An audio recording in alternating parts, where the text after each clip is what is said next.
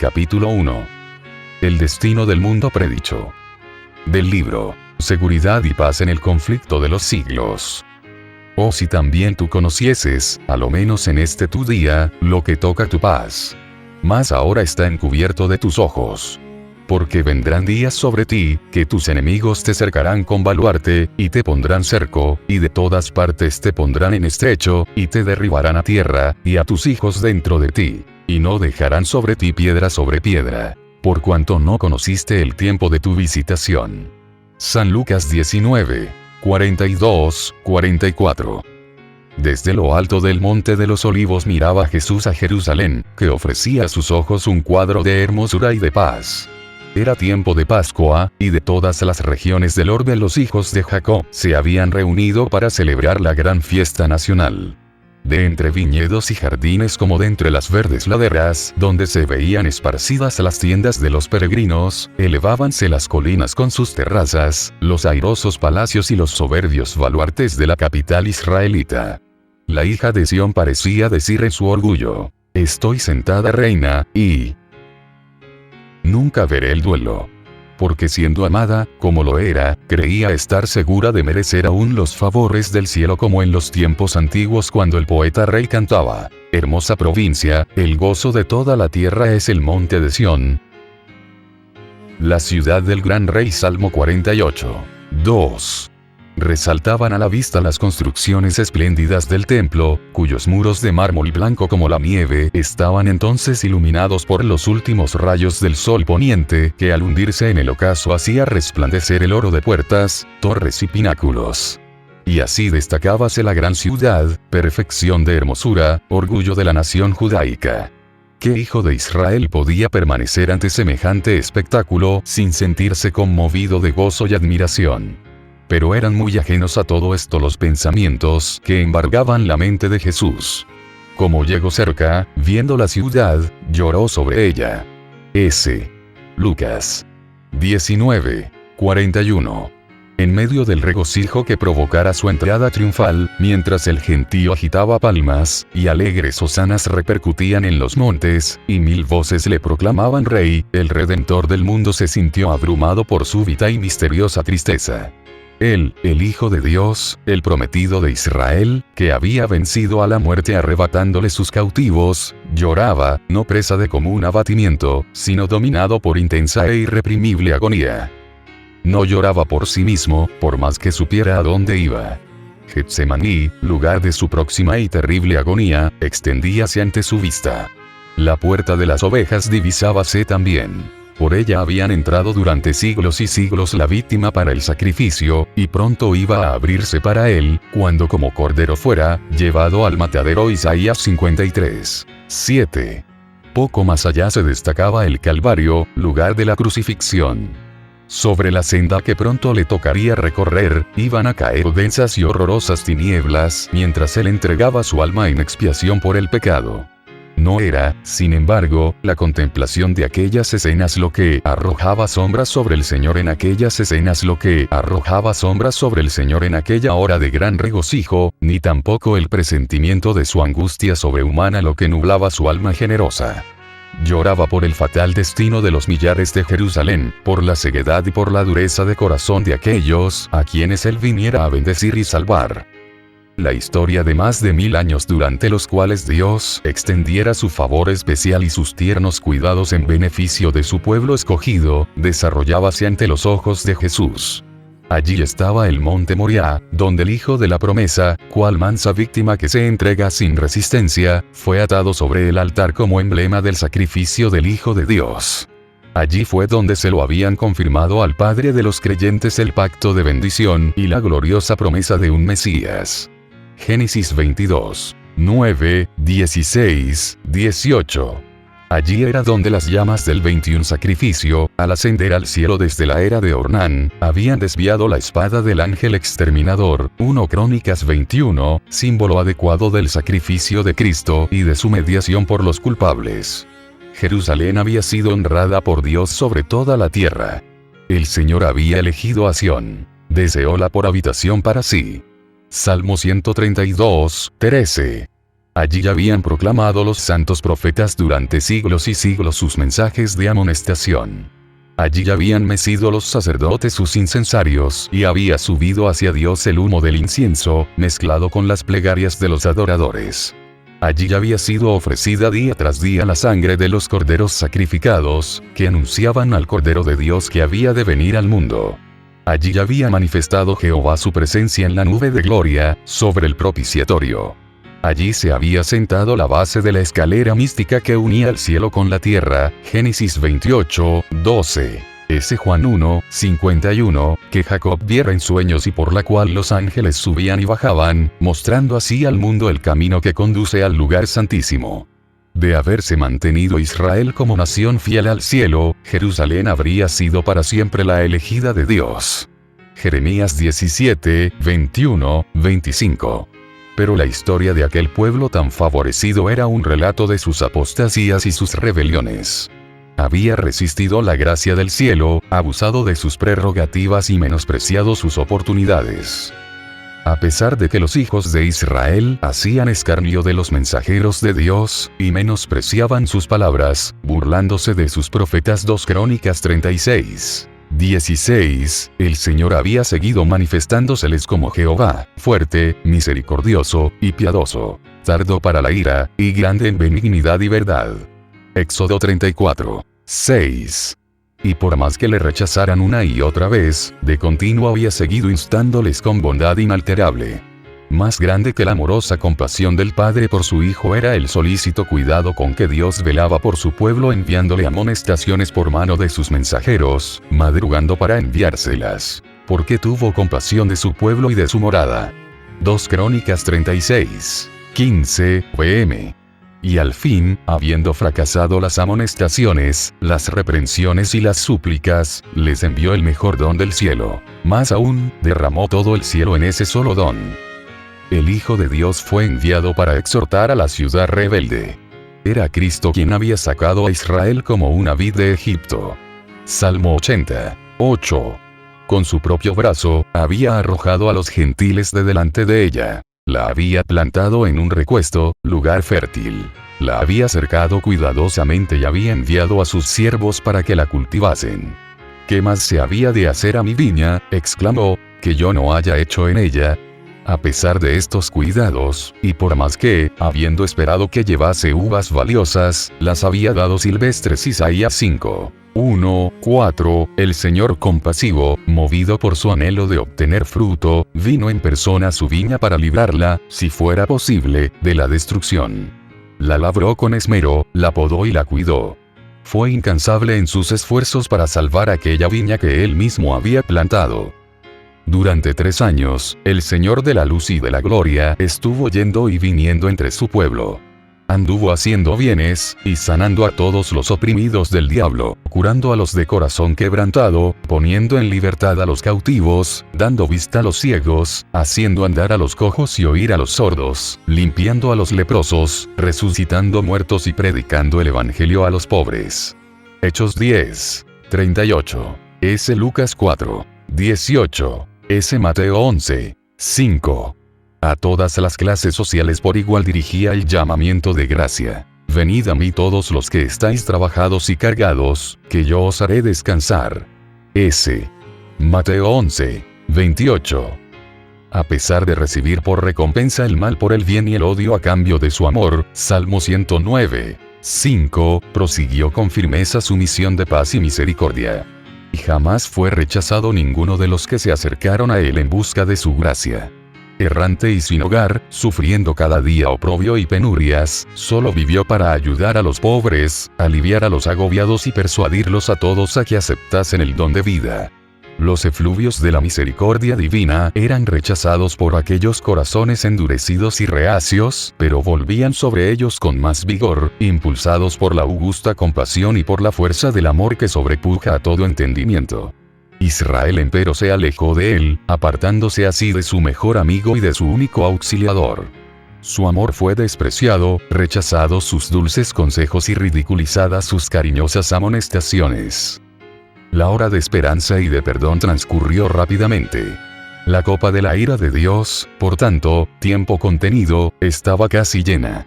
La nube que había ido formándose a través de los tiempos de apostasía y rebelión, veíase ya negra, cargada de maldiciones, próxima a estallar sobre un pueblo culpable. Y el único que podía librarle de su suerte fatal inminente había sido menospreciado, escarnecido y rechazado, y en breve lo iban a crucificar. Cuando el Cristo estuviera clavado en la cruz del Calvario, ya habría transcurrido para Israel su día como nación favorecida y saciada de las bendiciones de Dios. La pérdida de una sola alma se considera como una calamidad infinitamente más grande que la de todas las ganancias y todos los tesoros de un mundo. Pero mientras Jesús fijaba su mirada en Jerusalén, veía la ruina de toda una ciudad, de todo un pueblo. De aquella ciudad y de aquel pueblo que habían sido elegidos de Dios, su especial tesoro. Los profetas habían llorado la apostasía de Israel y lamentado las terribles desolaciones con que fueron castigadas sus culpas.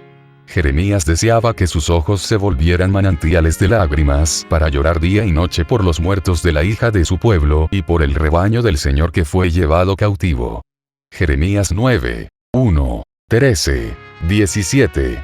¿Cuál no sería entonces la angustia de aquel cuya mirada profética abarcaba, no unos pocos años, sino muchos siglos?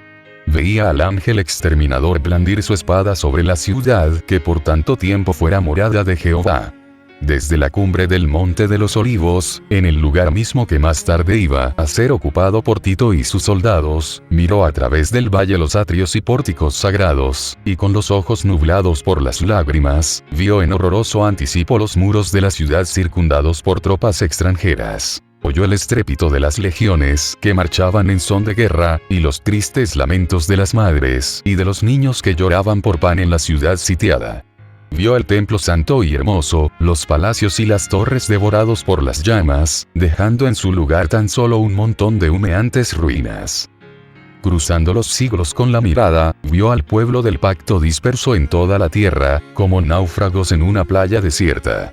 En la retribución temporal que estaba por caer sobre sus hijos, vio como el primer trago de la copa de la ira que en el juicio final aquel mismo pueblo deberá apurar hasta las heces. La compasión divina y el sublime amor de Cristo hallaron su expresión en estas lúgubres palabras. Jerusalén, Jerusalén, que matas a los profetas, y apedreas a los que son enviados a ti. ¿Cuántas veces quise juntar tus hijos, como la gallina junta sus pollos debajo de las alas, y no quisiste? S. Mateo 23, 37. Oh. Si tú, nación favorecida entre todas, hubieras conocido el tiempo de tu visitación y lo que atañe a tu paz. Yo detuve al ángel de justicia y te llamé al arrepentimiento, pero en vano. No rechazaste tan solo a los siervos, ni despreciaste tan solo a los enviados y profetas, sino al Santo de Israel, tu Redentor. Si eres destruida, tú sola tienes la culpa. No queréis venir a mí, para que tengáis vida. S. Juan 5. 40. Cristo vio en Jerusalén un símbolo del mundo endurecido en la incredulidad y rebelión que corría presuroso a recibir el pago de la justicia de Dios. Los lamentos de una raza caída oprimían el alma del Señor, y le hicieron prorrumpir en esas expresiones de dolor. Vio además las profundas huellas del pecado marcadas por la miseria humana con lágrimas y sangre. Su tierno corazón se conmovió de compasión infinita por las víctimas de los padecimientos y aflicciones de la tierra. Anheló salvarlos a todos. Pero ni aun su mano podía desviar la corriente del dolor humano que del pecado dimana. Pocos buscarían la única fuente de salud. Él estaba dispuesto a derramar su misma alma hasta la muerte, y poner así la salvación al alcance de todos. Pero muy pocos iban a acudir a él para tener vida eterna. Mirad al Rey del cielo derramando copioso llanto. Ved al Hijo del Dios infinito turbado en espíritu y doblegado bajo el peso del dolor. Los cielos se llenaron de asombro al contemplar semejante escena que pone tan de manifiesto la culpabilidad enorme del pecado, y que nos enseña lo que le cuesta, aun al poder infinito, salvar al pecador de las consecuencias que le acarrea la transgresión de la ley de Dios. Dirigiendo Jesús sus miradas hasta la última generación, vio al mundo envuelto en un engaño semejante al que causó la destrucción de Jerusalén. El gran pecado de los judíos consistió en que rechazaron a Cristo. El gran pecado del mundo cristiano iba a consistir en que rechazaría la ley de Dios, que es el fundamento de su gobierno en el cielo y en la tierra. Los preceptos del Señor iban a ser menospreciados y anulados. Millones de almas sujetas al pecado, esclavas de Satanás, condenadas a sufrir la segunda muerte, se negarían a escuchar las palabras de verdad en el día de su visitación. Terrible ceguedad, extraña infatuación. 2 días antes de la Pascua, cuando Cristo se había despedido ya del templo por última vez, después de haber denunciado públicamente la hipocresía de los príncipes de Israel, volvió al Monte de los Olivos, acompañado de sus discípulos y se sentó entre ellos en una ladera cubierta de blando césped, dominando con la vista la ciudad. Una vez más contempló sus muros, torres y palacios. Una vez más miró el templo que en su deslumbrante esplendor parecía una diadema de hermosura que coronara al sagrado monte. 1000 años antes el salmista había magnificado la bondad de Dios hacia Israel porque había escogido aquel templo como su morada. En Salem está su tabernáculo, y su habitación en Sión. Escogió la tribu de Judá, el monte de Sión, al cual amó. Y edificó su santuario a manera de eminencia. Salmos 76, 2. 78, 68, 69. El primer templo había sido erigido durante la época de mayor prosperidad en la historia de Israel. Vastos almacenes fueron construidos para contener los tesoros que con dicho propósito acumulara el rey David, y los planos para la edificación del templo fueron hechos por inspiración divina. 1 Crónicas 28, 12, 19. Salomón, el más sabio de los monarcas de Israel, completó la obra. Este templo resultó ser el edificio más soberbio que este mundo haya visto. No obstante, el Señor declaró por boca del profeta Ageo, refiriéndose al segundo templo: mayor será la gloria postrera de esta casa que la gloria anterior. Sacudiré todas las naciones, y vendrá el deseado de todas las naciones. Y llenaré esta casa de gloria, dice Jehová de los ejércitos. Ageo 2, 9, 7, pm. Después de su destrucción por Nabucodonosor, el templo fue reconstruido unos 5 siglos antes del nacimiento de Cristo por un pueblo que tras largo cautiverio había vuelto a su país asolado y casi desierto. Había entonces en Israel algunos hombres muy ancianos que habían visto la gloria del templo de Salomón y que lloraban al ver el templo nuevo que parecía tan inferior al anterior. El sentimiento que dominaba entre el pueblo nos es fielmente descrito por el profeta cuando dice: ¿Quién ha quedado entre vosotros que haya visto esta casa en su primera gloria, y cuál ahora la veis? ¿No es ella como nada delante de vuestros ojos? Ageo 2, 3, Esdras 3, 12. Entonces fue dada la promesa de que la gloria del segundo templo sería mayor que la del primero.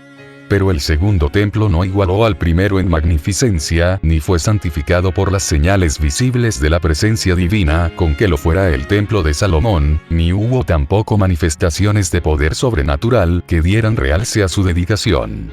Ninguna nube de gloria cubrió al santuario que acababa de ser erigido. No hubo fuego que descendiera del cielo para consumir el sacrificio sobre el altar.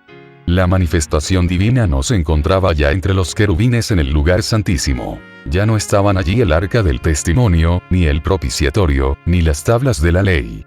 Ninguna voz del cielo se dejaba oír para revelar la voluntad del Señor al sacerdote que preguntaba por ella.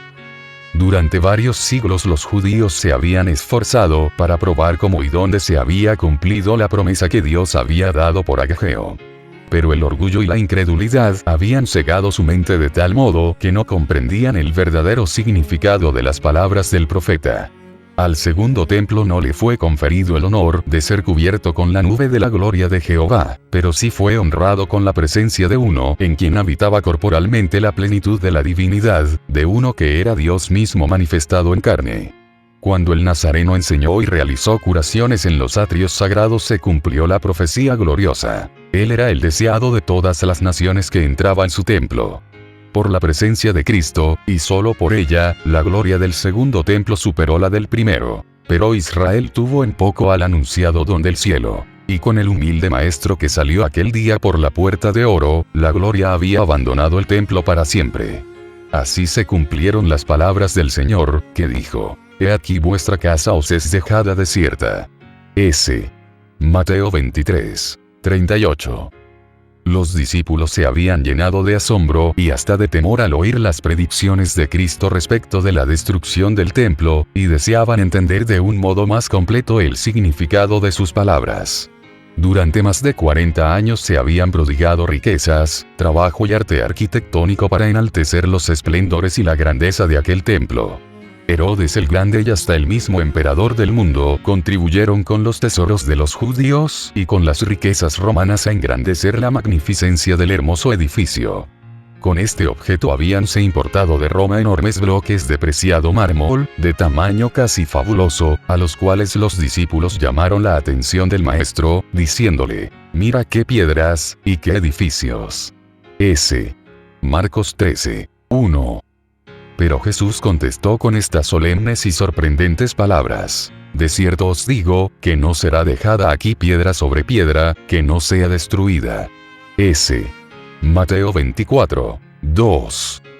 Los discípulos creyeron que la destrucción de Jerusalén coincidiría con los sucesos de la venida personal de Cristo revestido de gloria temporal para ocupar el trono de un imperio universal, para castigar a los judíos impenitentes y libertar a la nación del yugo romano. Cristo les había anunciado que volvería, y por eso al oírle predecir los juicios que amenazaban a Jerusalén, se figuraron que ambas cosas sucederían al mismo tiempo y, al reunirse en derredor del Señor en el Monte de los Olivos, le preguntaron: «¿Cuándo serán estas cosas, y qué señal habrá de tu venida, y del fin del mundo?» S. Mateo 24, 3. Lo porvenir les era misericordiosamente velado a los discípulos. De haber visto con toda claridad esos dos terribles acontecimientos futuros, los sufrimientos del Redentor y su muerte, y la destrucción del templo y de la ciudad, los discípulos hubieran sido abrumados por el miedo y el dolor. Cristo les dio un bosquejo de los sucesos culminantes que habrían de desarrollarse antes de la consumación de los tiempos. Sus palabras no fueron entendidas plenamente entonces, pero su significado iba a aclararse a medida que su pueblo necesitase la instrucción contenida en esas palabras. La profecía del Señor entrañaba un doble significado. Al par que anunciaba la ruina de Jerusalén, presagiaba también los horrores del gran día final. Jesús declaró a los discípulos los castigos que iban a caer sobre el apóstata Israel y especialmente los que debería sufrir por haber rechazado y crucificado al Mesías. Iban a producirse señales inequívocas, precursoras del espantoso desenlace. La hora aciaga llegaría presta y repentinamente. Y el Salvador advirtió a sus discípulos: «Por tanto, cuando viereis la abominación del asolamiento, que fue dicha por Daniel profeta, que estará en el lugar santo, el que lee, entienda, entonces los que están en Judea, huyan a los montes». S. Mateo 24, 15, 16. S. Lucas 21, 20.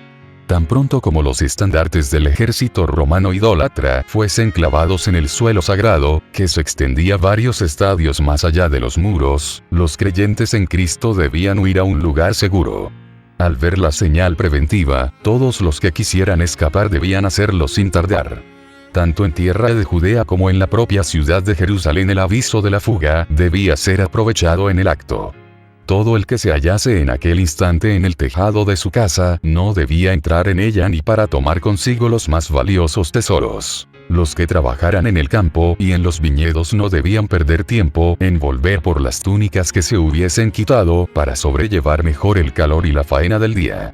Todos debían marcharse sin tardar si no querían verse envueltos en la ruina general. Durante el reinado de Herodes, la ciudad de Jerusalén no solo había sido notablemente embellecida, sino también fortalecida. Se erigieron torres, muros y fortalezas que, unidos a la ventajosa situación topográfica del lugar, la hacían aparentemente inexpugnable. Si en aquellos días alguien hubiese predicho públicamente la destrucción de la ciudad, sin duda habría sido considerado cual lo fuera Noé en su tiempo, como alarmista insensato.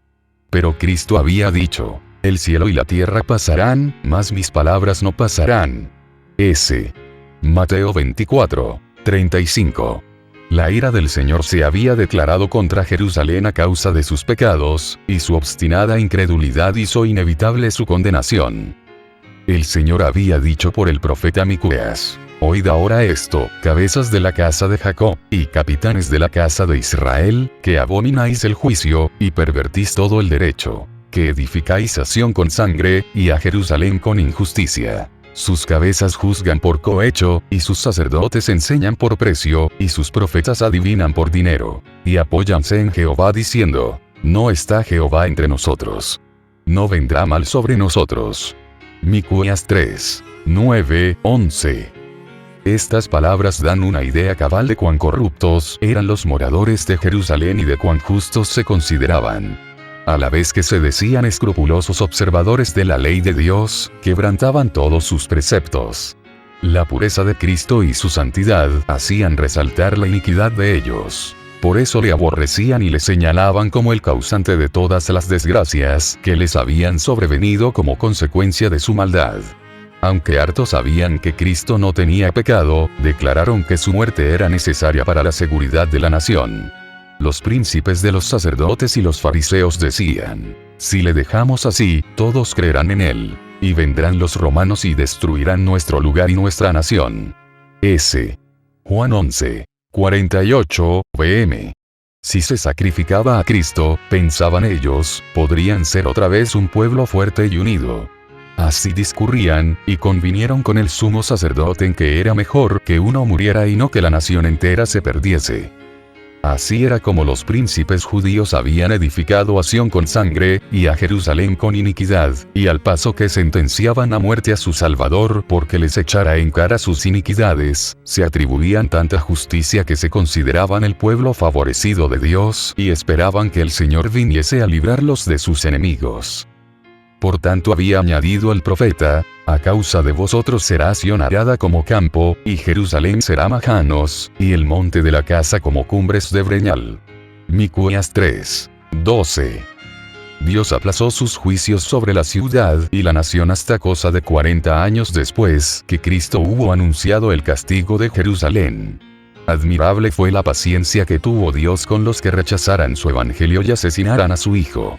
La parábola de la higuera estéril representa el trato bondadoso de Dios con la nación judía. Ya había sido dada la orden. Córtala, porque ocupará aún la tierra. S. Lucas 13, 7, pero la divina misericordia la preservó por algún tiempo. Había todavía muchos judíos que ignoraban lo que habían sido el carácter y la obra de Cristo.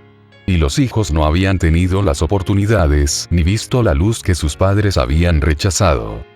Por medio de la predicación de los apóstoles y de sus compañeros, Dios iba a hacer brillar la luz sobre ellos para que pudiesen ver cómo se habían cumplido las profecías, no únicamente las que se referían al nacimiento y vida del Salvador, sino también las que anunciaban su muerte y su gloriosa resurrección. Los hijos no fueron condenados por los pecados de sus padres. Pero cuando, conociendo ya plenamente la luz que fuera dada a sus padres, rechazaron la luz adicional que a ellos mismos les fuera concedida, entonces se hicieron cómplices de las culpas de los padres y colmaron la medida de su iniquidad. La longanimidad de Dios hacia Jerusalén no hizo sino confirmar a los judíos en su terca impenitencia. Por el odio y la crueldad que manifestaron hacia los discípulos de Jesús, rechazaron el último ofrecimiento de misericordia. Dios les retiró entonces su protección y dio rienda suelta a Satanás y a sus ángeles, y la nación cayó bajo el dominio del caudillo que ella misma se había elegido. Sus hijos menospreciaron la gracia de Cristo, que los habría capacitado para subyugar sus malos impulsos, y estos los vencieron. Satanás despertó las más fieras y degradadas pasiones de sus almas. Los hombres ya no razonaban, completamente dominados por sus impulsos y su ira ciega. En su crueldad se volvieron satánicos. Tanto en la familia como en la nación, en las clases bajas como en las clases superiores del pueblo, no reinaban más que la sospecha, la envidia, el odio, el altercado, la rebelión y el asesinato. No había seguridad en ninguna parte. Los amigos y parientes se hacían traición unos a otros. Los padres mataban a los hijos y estos a sus padres. Los que gobernaban al pueblo no tenían poder para gobernarse a sí mismos. Las pasiones más desordenadas los convertían en tiranos. Los judíos habían aceptado falsos testimonios para condenar al Hijo inocente de Dios. Y ahora las acusaciones más falsas hacían inseguras sus propias vidas. Con sus hechos habían expresado desde hacía tiempo sus deseos. Quitad de delante de nosotros al Santo de Israel. Isaías 30, 11, vm, y ya dichos deseos se habían cumplido. El temor de Dios no les preocupaba más. Satanás se encontraba ahora al frente de la nación, y las más altas autoridades civiles y religiosas estaban bajo su dominio. Los jefes de los bandos opuestos hacían a veces causa común para despojar y torturar a sus desgraciadas víctimas, y otras veces esas mismas facciones peleaban unas con otras y se daban muerte sin misericordia. Ni la santidad del templo podía refrenar su ferocidad. Los fieles eran derribados al pie de los altares, y el santuario era mancillado por los cadáveres de aquellas carnicerías.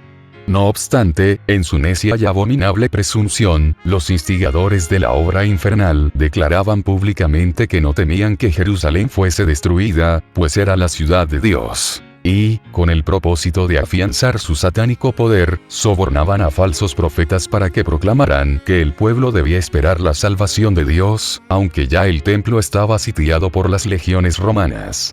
Hasta el fin las multitudes creyeron firmemente que el Todopoderoso intervendría para derrotar a sus adversarios. Pero Israel había despreciado la protección de Dios, y no había ya defensa alguna para él. Desdichada Jerusalén. Mientras la desgarraban las contiendas intestinas y la sangre de sus hijos, derramada por sus propias manos, teñía sus calles de carmesí, los ejércitos enemigos echaban a tierra sus fortalezas y mataban a sus guerreros. Todas las predicciones de Cristo acerca de la destrucción de Jerusalén se cumplieron al pie de la letra. Los judíos palparon la verdad de aquellas palabras de advertencia del Señor. Con la medida que medís, se os medirá. S. Mateo 7, 2, vm. Aparecieron muchas señales y maravillas como síntomas precursores del desastre y de la condenación. A la medianoche una luz extraña brillaba sobre el templo y el altar. En las nubes, a la puesta del sol, se veían como carros y hombres de guerra que se reunían para la batalla. Los sacerdotes que ministraban de noche en el santuario eran aterrorizados por ruidos misteriosos. Temblaba la tierra y se oían voces que gritaban: «Salgamos de aquí». La gran puerta del oriente, que por su enorme peso era difícil de cerrar entre 20 hombres y que estaba asegurada con formidables barras de hierro afirmadas en el duro pavimento de piedras de gran tamaño, se abrió a la medianoche de una manera misteriosa. Milman, History of the Jews, libro 13. Durante 7 años un hombre recorrió continuamente las calles de Jerusalén, anunciando las calamidades que iban a caer sobre la ciudad. De día y de noche entonaba la frenética endecha: voz del oriente, voz del occidente, voz de los 4 vientos, voz contra Jerusalén y contra el templo, voz contra el esposo y la esposa, voz contra todo el pueblo. Ibid. Libro 13. Este extraño personaje fue encarcelado y azotado sin que exhalase una queja. A los insultos que le dirigían y a las burlas que le hacían, no contestaba sino con estas palabras: «Ay de Jerusalén. Ay de sus moradores». Y sus tristes presagios no dejaron de oírse, sino cuando encontró la muerte en el sitio que él había predicho. Ni un solo cristiano pereció en la destrucción de Jerusalén. Cristo había prevenido a sus discípulos, y todos los que creyeron sus palabras esperaron atentamente las señales prometidas. Cuando viereis a Jerusalén cercada de ejércitos, había dicho Jesús, sabed entonces que su destrucción ha llegado. Entonces los que estuvieren en Judea, huyan a los montes, y los que en medio de ella, váyanse. S. Lucas 21, 20, 21. Después que los soldados romanos, al mando del general Sestio Galo, hubieron rodeado la ciudad, abandonaron de pronto el sitio de una manera inesperada, y eso cuando todo parecía favorecer un asalto inmediato. Perdida ya la esperanza de poder resistir el ataque, los sitiados estaban a punto de rendirse, cuando el general romano retiró sus fuerzas sin motivo aparente para ello. Empero la previsora misericordia de Dios había dispuesto los acontecimientos para bien de los suyos. Ya estaba dada la señal a los cristianos que aguardaban el cumplimiento de las palabras de Jesús, y en aquel momento se les ofrecía una oportunidad que debían aprovechar para huir, conforme a las indicaciones dadas por el Maestro. Los sucesos se desarrollaron de modo tal que ni los judíos ni los romanos hubieran podido evitar la huida de los creyentes. Habiéndose retirado Cestio, los judíos hicieron una salida para perseguirle, y entre tanto que ambas fuerzas estaban así empeñadas, los cristianos pudieron salir de la ciudad, aprovechando la circunstancia de estar los alrededores totalmente despejados de enemigos que hubieran podido cerrarles el paso.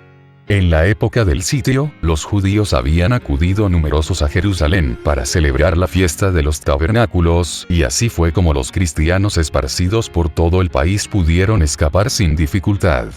Inmediatamente se encaminaron hacia un lugar seguro, la ciudad de Pella, en tierra de Pérea, allende el Jordán.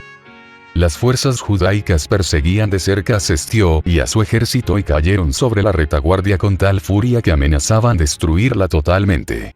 Solo a duras penas pudieron las huestes romanas cumplir su retirada. Los judíos no sufrieron más que pocas bajas, y con los despojos que obtuvieron volvieron en triunfo a Jerusalén. Pero este éxito aparente no les acarreó sino perjuicios, pues despertó en ellos un espíritu de necia resistencia contra los romanos, que no tardó en traer males incalculables a la desdichada ciudad. Espantosas fueron las calamidades que sufrió Jerusalén cuando el sitio se reanudó bajo el mando de Tito. La ciudad fue sitiada en el momento de la Pascua, cuando millones de judíos se hallaban reunidos dentro de sus muros.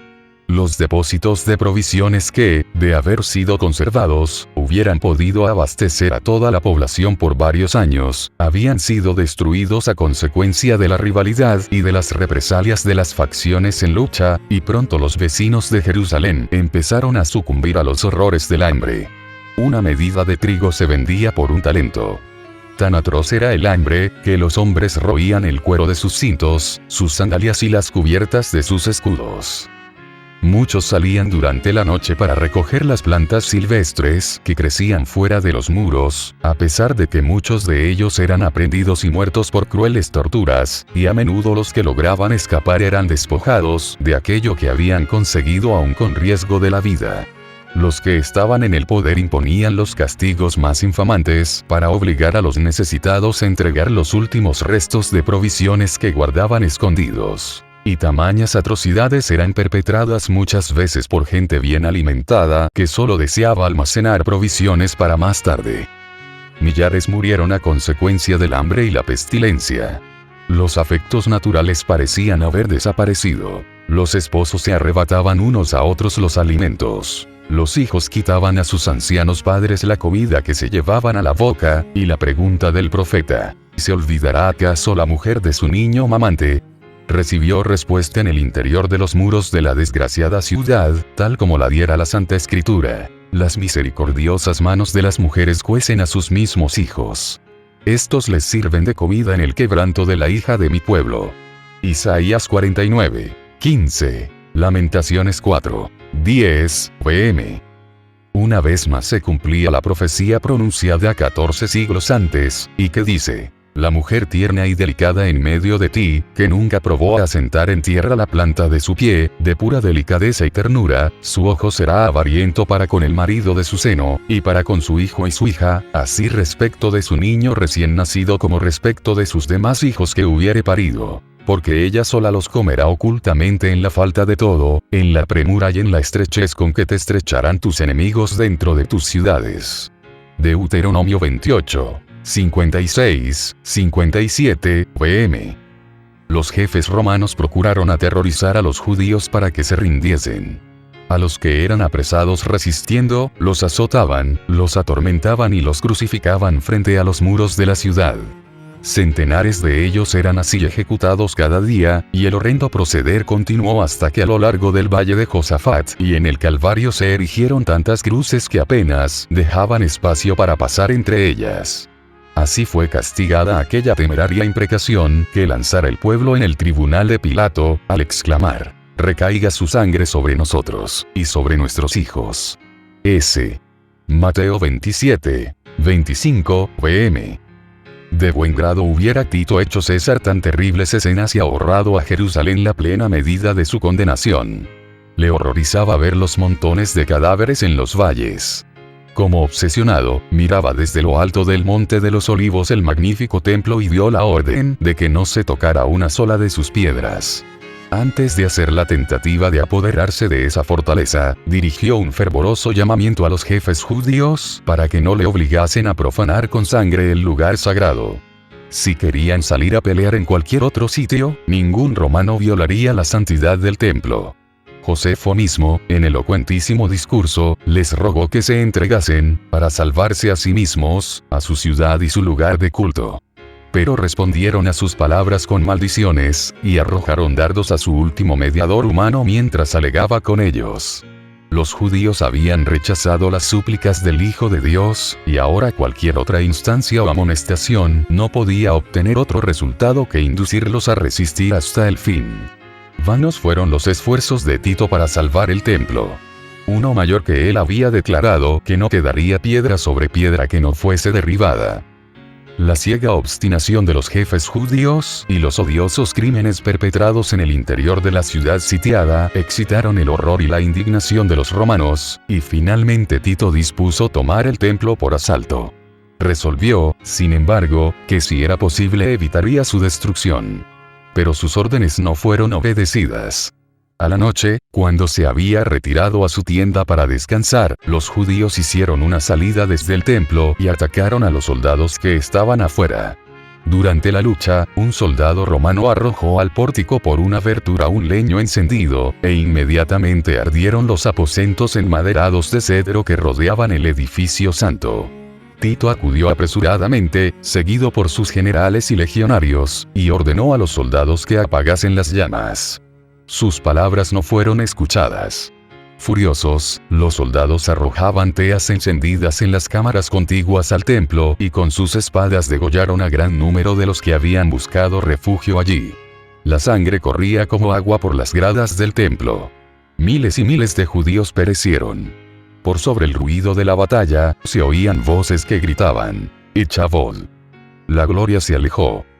Tito vio que era imposible contener el furor de los soldados enardecidos por la lucha, y con sus oficiales se puso a contemplar el interior del sagrado edificio.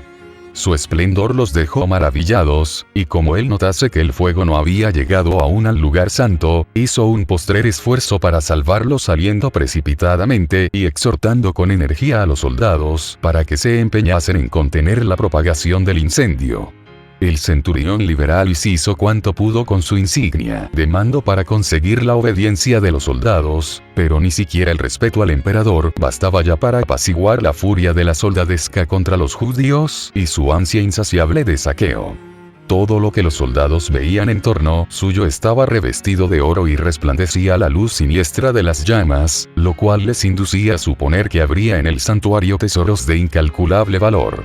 Un soldado romano, sin ser visto, arrojó una tea encendida entre los goznes de la puerta y en breves instantes todo el edificio era presa de las llamas. Los oficiales se vieron obligados a retroceder ante el fuego y el humo que los cegaba, y el noble edificio quedó entregado a su fatal destino. Aquel espectáculo llenaba de espanto a los romanos. ¿Qué sería para los judíos?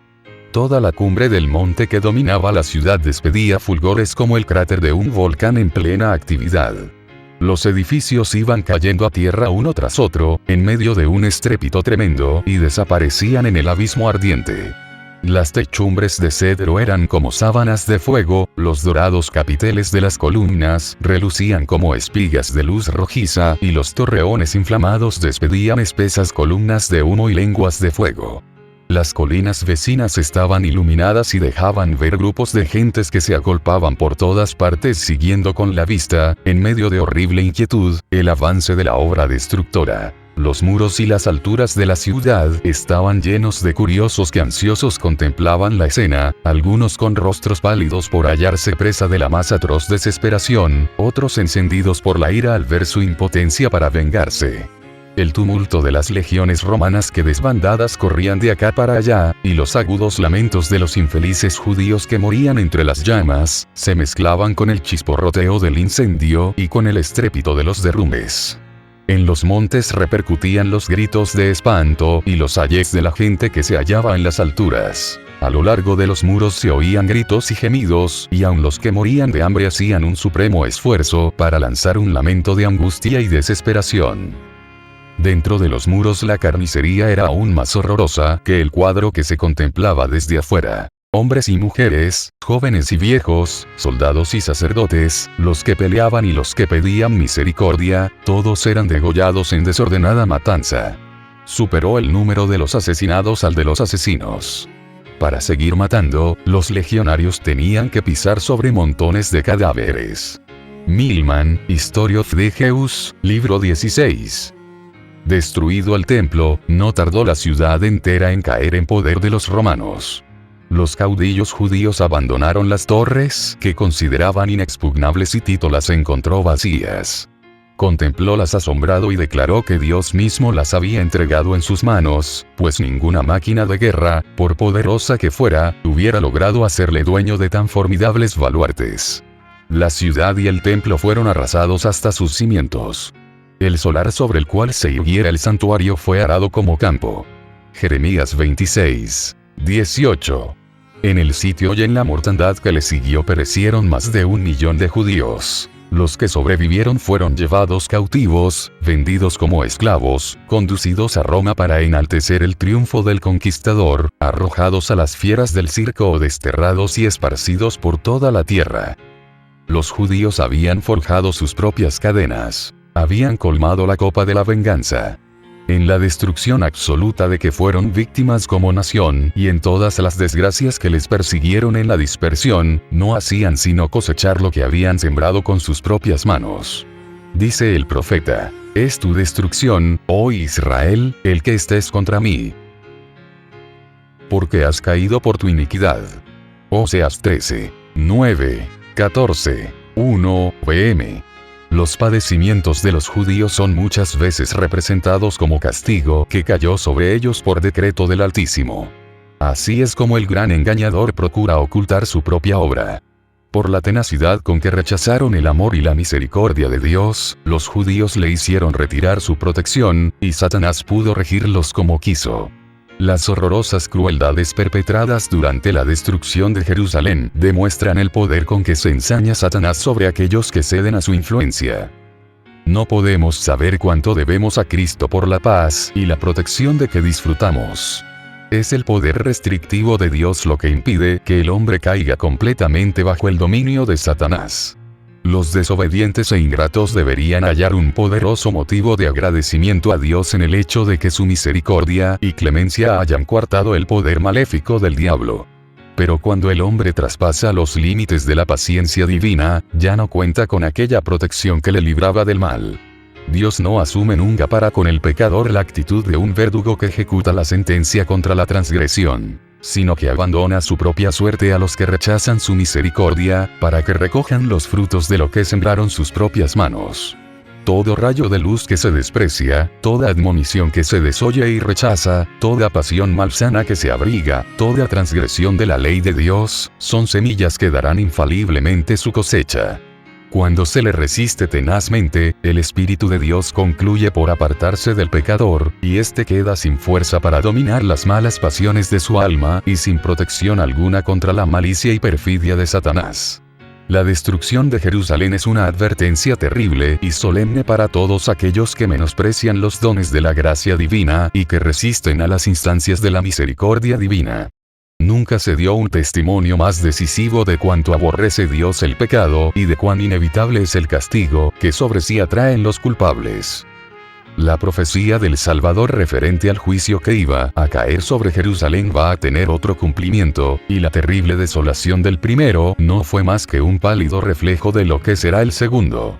En lo que acaeció a la ciudad escogida, podemos ver anunciada la condenación de un mundo que rechazó la misericordia de Dios y pisoteó su ley.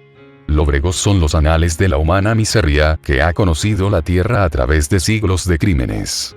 Al contemplarlos, el corazón desfallece y la mente se abruma de estupor. Horrendas han sido las consecuencias de haber rechazado la autoridad del cielo. Pero una escena aún más sombría nos anuncia las revelaciones de lo porvenir.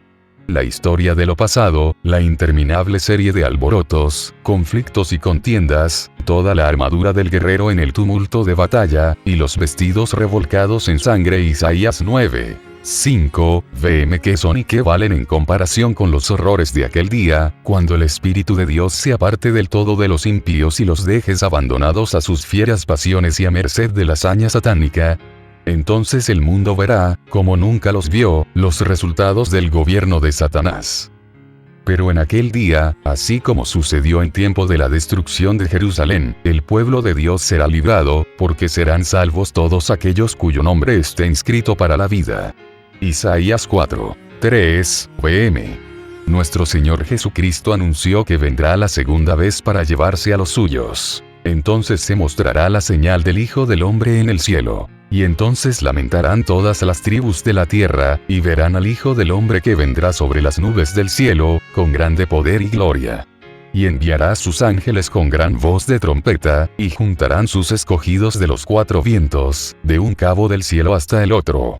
S. Mateo 24. 30, 31. Entonces los que no obedezcan al Evangelio serán muertos con el aliento de su boca y destruidos con el resplandor de su venida.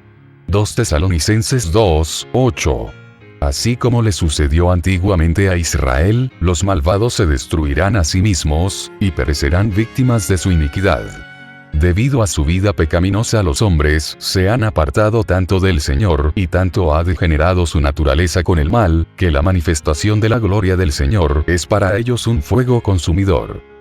Deben guardarse los hombres de no menospreciar el aviso de Cristo respecto a su segunda venida, porque como anunció a los discípulos la destrucción de Jerusalén y les dio una señal para cuando se acercara la ruina, así también previno al mundo del día de la destrucción final y nos dio señales de la proximidad de esta para que todos los que quieran puedan huir de la ira que vendrá.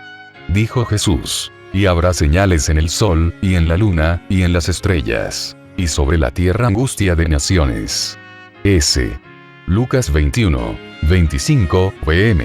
S. Mateo 24, 29. Apocalipsis 6, 12, 17. Cuando viereis todas estas cosas, sabed que está cercano, a las puertas. S. Mateo 24, 33. Velad pues. S. Marcos 13, 35, es la amonestación del Señor. Los que le presten atención no serán dejados en tinieblas ni sorprendidos por aquel día. Pero los que no quieran velar serán sorprendidos, porque el día del Señor vendrá, así como ladrón de noche. 1 Tesalonicenses 5, 1, 5. El mundo no está hoy más dispuesto a creer el mensaje dado para este tiempo de lo que estaba en los días de los judíos para recibir el aviso del Salvador respecto a la ruina de Jerusalén. Venga cuando venga, el día de Dios caerá repentinamente sobre los impíos desprevenidos. El día menos pensado, en medio del curso rutinario de la vida, absortos los hombres en los placeres de la vida, en los negocios, en la caza al dinero, cuando los guías religiosos ensalcen el progreso y la ilustración del mundo, y los moradores de la tierra se dejen arrullar por una falsa seguridad. Entonces, como ladrón que a medianoche penetra en una morada sin custodia, así caerá la inesperada destrucción sobre los desprevenidos y no escaparán. Vers. 3.